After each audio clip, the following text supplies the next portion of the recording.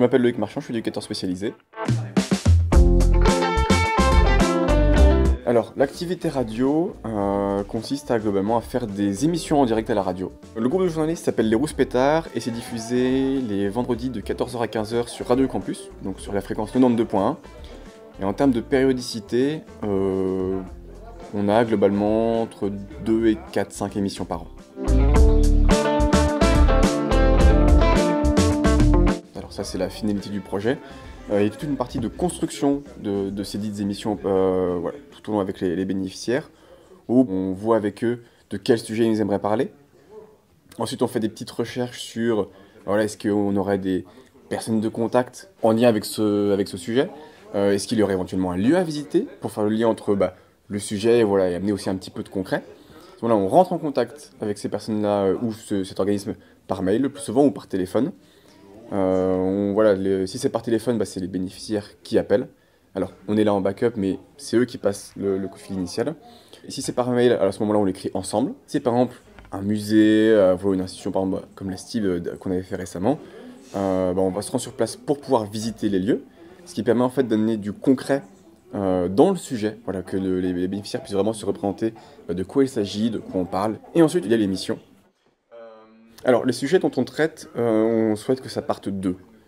Ça va d'office les motiver à justement s'intéresser à ce sujet-là, à faire des recherches, à poser des questions, à se renseigner avec nous pendant toute la partie de préparation. Alors, le jour J, donc avant de partir pour le local de radio, donc qui se fait à Radio Campus, à l'ULB, on prend un petit temps en fait pour répéter les questions, les répéter avec eux. Ces questions-là ne sont pas, et même ces répétitions, n'ont pas pour but de les guider en fait dans l'émission, mais de faire un petit rappel en fait et d'avoir aussi au cas où s'ils ont un petit trou de mémoire, ils ont un petit support sur lequel se rattacher pour continuer l'émission.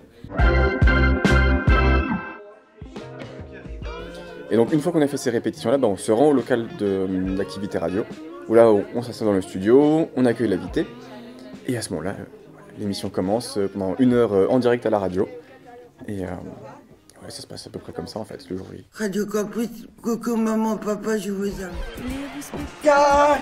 Les Rouspétards 5, 4, 3, 2, 1, parti. Bonjour, on est en direct. Nous on n'intervient absolument pas pendant le direct, en tout cas vraiment le moins possible. Moi pour ma part je suis la partie technique, vu que j'ai aussi une formation d'ingénieur du son, donc c'est une partie que je connais plutôt bien. Et mon collègue Fabrizio lui n'intervient absolument pas, on laisse vraiment les bénéficiaires gérer l'émission du début jusqu'à la fin, de 14h à 15h, pendant tout le temps en direct. C'est eux qui gèrent par rapport aux interactions, aux questions. On définit 2 bénéficiaires qui vont être animateurs de l'émission, donc ils vont se charger un peu de présenter tout le monde, de passer la parole aussi aux différentes personnes qui ont des questions. Par moment, on fait des petites interludes musicales qui les permettent aux différentes personnes de pouvoir souffler un petit peu, boire un petit coup d'eau, et si nécessaire, on peut leur rappeler, il y a telle question que vous pourriez éventuellement poser, tiens, il y a ça qui serait intéressant, donc là, ça permet de recadrer un petit peu l'activité. Mais une fois que l'interlude musical est terminé et que les micros sont ouverts et qu'on repasse en direct, à ce moment-là, c'est eux qui ont la pleine main sur le déroulement.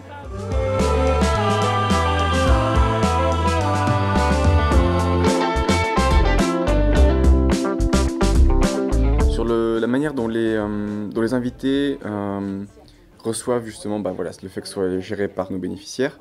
C'est toujours très bien reçu par les personnes justement qui sont super intéressées en fait de cette découverte, de cet échange.